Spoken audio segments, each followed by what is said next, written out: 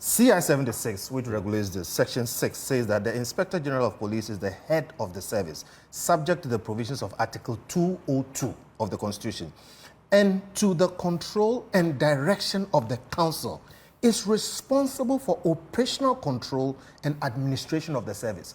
This is the law. 2, the IGP may delegate to an officer of the service functions that the IGP considers necessary, but the IGP is not relieved from the ultimate responsibility for the performance of the delegated functions.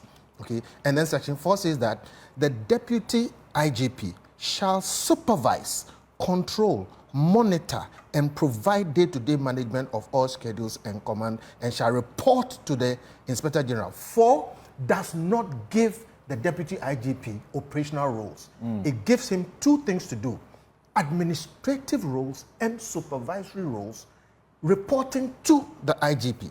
Now, in Article 202 of the Constitution, it is clear that the appointing authority was given for the specific position of the IGP. If you go to Section 3 of Act 350, which is the Police Service Act, these are the offices established. A, the Inspector General of Police. 2, Commissioners of Police. 3, Deputy Commissioners of Police. And D, persons holding posts or being of ranks created under this Act. All these read together mean this: the Deputy IG position is a flexible position which may or may not be occupied. So for many times, there is no Deputy IG, number 1. Number 2, it is not a position that may be appointed above the IG because of rank issues, discipline issues, and control issues, and it even breaches management principles.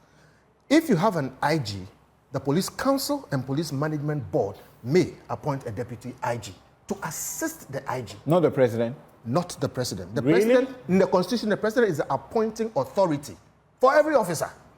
But if you read further, because of time I'm rushing, you will see that he delegates that. Then again, in practice and in management systems, you don't want a situation where the President appoints a subordinate to the boss. That means he reports behind that person.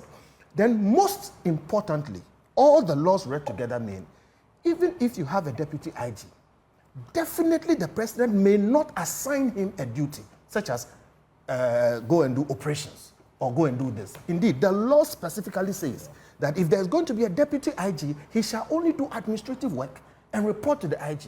And that even if the IG gives anybody, delegates any of his powers, he, the IGP, shall not be relieved from the ultimate responsibility of those. That duty. You see, I'm rushing. Now, the gentleman who has been appointed, I personally have a relationship, not a relationship, but I have interacted with him all through this demonstration. I found him to be the absolute best. Absolute best. I don't have time to talk about that, so there's no problem with him. However, you put him in a difficult situation. He merits the position, okay? But is it for the President to come and tell you that I'm giving you this position, operations, or this position? Let me tell you something. If we allow this to stand as it is, the President, therefore, that precedent that has been set, means the President can appoint any number of Deputy IGPs and assign them any number of specific duties, and that will make trouble in the So the police President service. can render the IGP useless? Totally useless and mess with the authority and operation structure in the police. But do you buy into the arguments that this may be a confirmation of the leaked tape that said the NPP had issues with Dampare and therefore wanted to get rid of him, and having failed to get rid of him, then they want to get a deputy, give him specific mandate so the IGP will not be responsible for operations? Those who make that suggestion make it because they are well grounded in observing how things have gone. Yep. So you have a whole effort to remove the man, and clearly it failed. Then you have a situation, let me make this point, however. The MPP as a group absolved itself sufficiently when they voted together with the minority to accept the report in Parliament.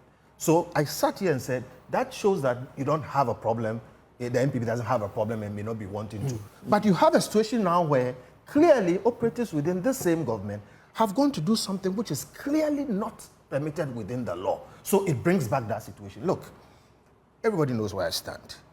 But if Dr. Bawumia is going to win this election. Let him win it fair and square. We are not stupid. People see what is going on. It does not help anybody. And trust me, look, when you have a situation where the nation is moving in a certain direction, what will change minds is talking. Dr. Bawumia is campaigning. So those operatives who think that this is a way to win let's hear are wrong and they should stop it. Yes, let the police run, let the man do his job. We all see he's doing a good job. Don't disrupt him.